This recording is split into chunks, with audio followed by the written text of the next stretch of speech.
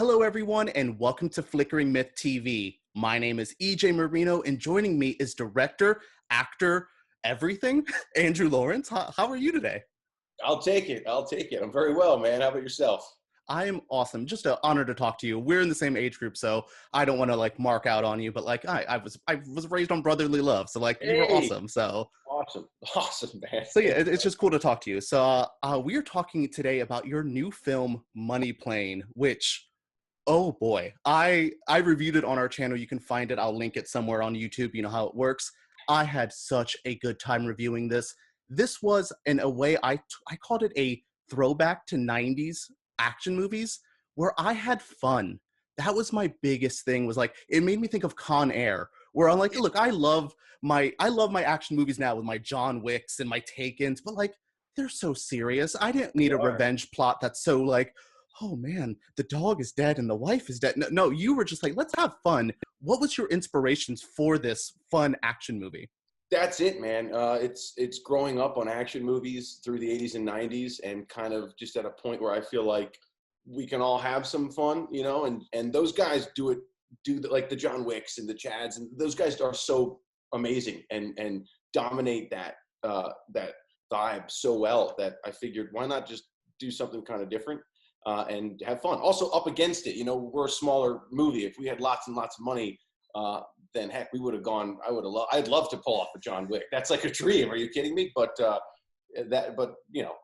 the circumstances, we had to just roll with it. And I really wanted to make something kind of self-aware, something fun and not too serious at all, and have it kind of be an homage to those '90s action movies that aren't really around anymore. No, they're not.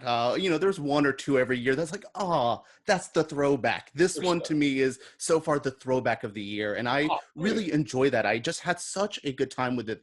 You talked about it, the self-aware. It's the dialogue that it's one final mission, and then Thomas Jane's character is like, where have I heard that before? Yeah. Just little moments like that I'm like, good job, you get it. And I love a film that's in on the joke, but still not full parody, and I think you found that balance so well. Hey, man, thank you so much. That's awesome. I appreciate that you watched it, and I appreciate the positive feedback. That's awesome, and I love that you get it, dude. That's huge. That's fantastic. Trust me, out of anyone, I love a good cheesy movie. If you guys follow me on my channel, I love a movie that just gets it. And your actors as well just get it. You have so many actors from so many different backgrounds, a wrestler, a very esteemed actor like Kelsey Grammer, and then action star like Thomas Jane. So what was it like with all of these people on set? Was the chemistry just as good as it was on the screen? Because it popped on screen, so it had to be fun on the set. That is so awesome, man. Yeah, I got really blessed with kind of a fantastic, wonderful cast of actors that are so well seasoned. Adam included, even though I know he doesn't necessarily have many of the movie credits yet, because I think he's got a big bright future. But the wrestling, man, had primed him so well. Those guys work so hard. I mean, I've never seen. He would work 18-hour days. He did all of his own stunts and then would do 16 pages of dialogue because we had no schedule. We had like 2 weeks Absolutely. to shoot this whole movie. So it was wild, and thank goodness I got blessed with actors that not only are just so professional and so on top of their craft, but were willing to put up with us. I mean, I was waiting for somebody to get angry or throw a tantrum or do something, and they didn't. Kelsey, Thomas Jane, Denise Richards, they were Hmm. all so wonderful. I couldn't believe it.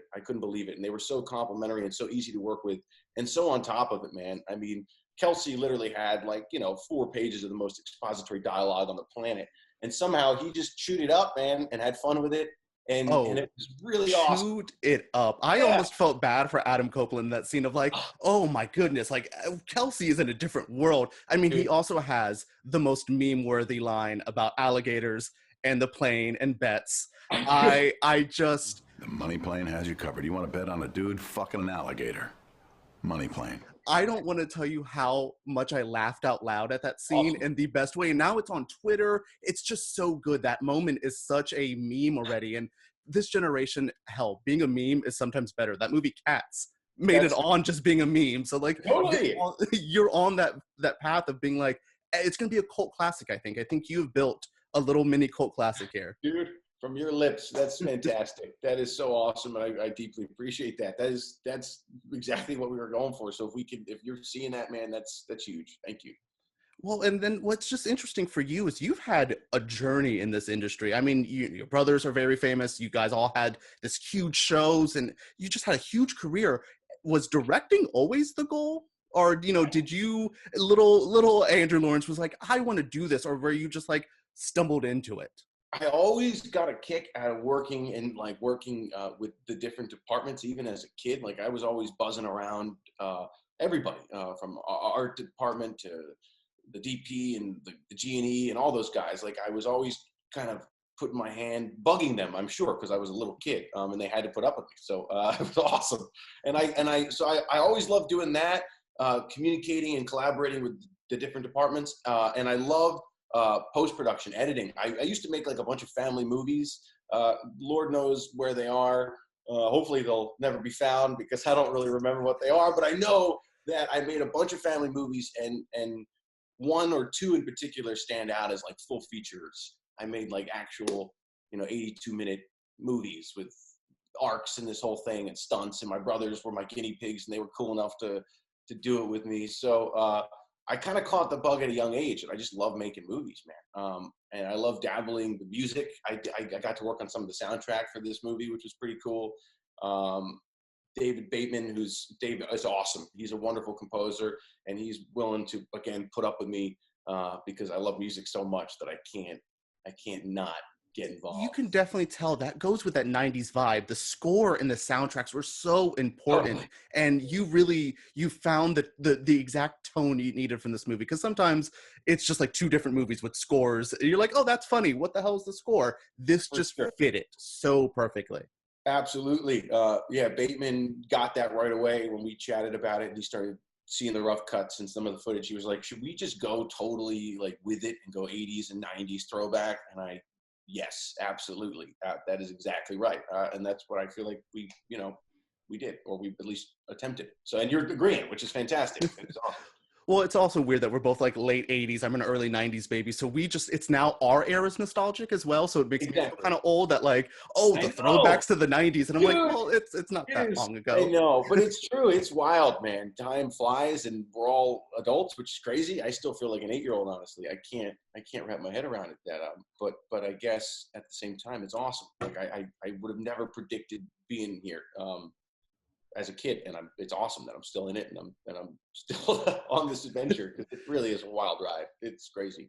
Well, I definitely think you have a whole different side of your career now with being a director. I can see this opening so many doors. And what's really funny is you were there as a kid with your brother directing you in Brotherly Love episodes. Now you're directing him. How was that full circle moment? Did he get on set and was like, don't yell at me?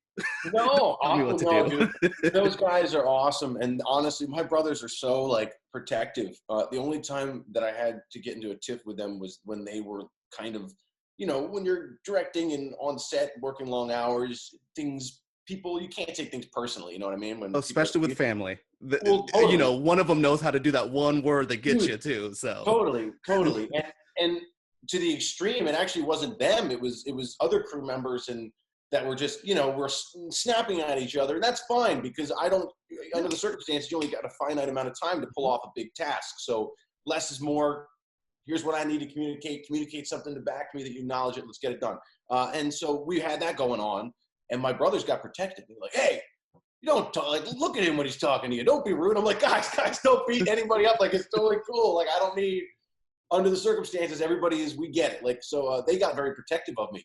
And we're trying to reinforce my communication, which is great, except when you're trying to direct, because everybody gets it. We don't need to get hostile. Well, especially Matthew in the full, the full outfit, which it took me a couple times to be like, is that Like, That's nothing awesome. against Joey, but like that, he just screams him. Like, it's just I like, know. oh, well, you know, he's not covering the money. I get him. Exactly. But like Matthew just buried himself into the role. And even for you in a way, I didn't recognize you at first. You had such a fun vibe, which Awesome. if no one has seen this yet, you are one of my standouts as well. Isabella is my personal favorite. I love a good kick-ass female in action movies. But you were Yeah. fun. You had such a interesting vibe to you. So this whole crew and just cast was so entertaining and so good. And like, I'm glad to hear from a critic point where you guys knew what you guys were doing and you guys had so much fun. That's so nice to hear. It was pretty awesome.